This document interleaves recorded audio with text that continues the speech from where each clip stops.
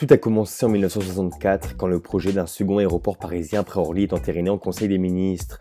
Les travaux du terminal 1 dessinés par l'architecte Paul Andreu débutent 4 ans plus tard sur le site retenu à 25 km au nord de Paris.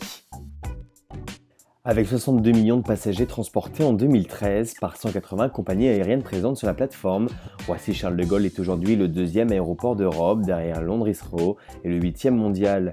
Depuis la mise en place d'un système de correspondance par Air France en 1996, Roissy est devenu le premier hub européen.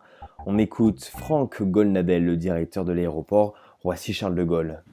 Ceux qui ont pensé Roissy dans les années 60, qui nous ont permis de l'ouvrir en 74, ont prévu grand. 3300 hectares, c'est quasiment une fois et demie la taille d'Heathrow. Donc on a de la place, on a des pistes, il n'y a plus qu'à construire des terminaux au gré du besoin, donc on a la potentialité de pouvoir le devenir. Dans le fret, les présences de FedEx, le géant américain de la messagerie qui a installé son hub européen à Roissy, d'Air France ou encore de la Poste font de Charles de Gaulle la première plateforme de fret d'Europe, avec 2,2 millions de tonnes traitées en 2013. Résultat, Charles de Gaulle attire 700 entreprises et environ 86 000 emplois directs. Selon une étude publiée en 2012, l'activité économique générée par la présence de l'aéroport se traduit par 21,2 milliards d'euros de valeur ajoutée, soit 1,2% du PIB.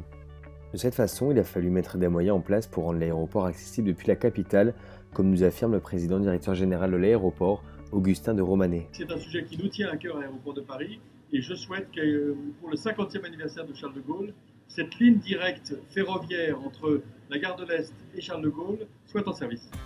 Prévu à l'horizon 2023, CDG Express devrait coïncider avec la mise en service de la première tranche d'un terminal d'une trentaine de millions de passagers supplémentaires.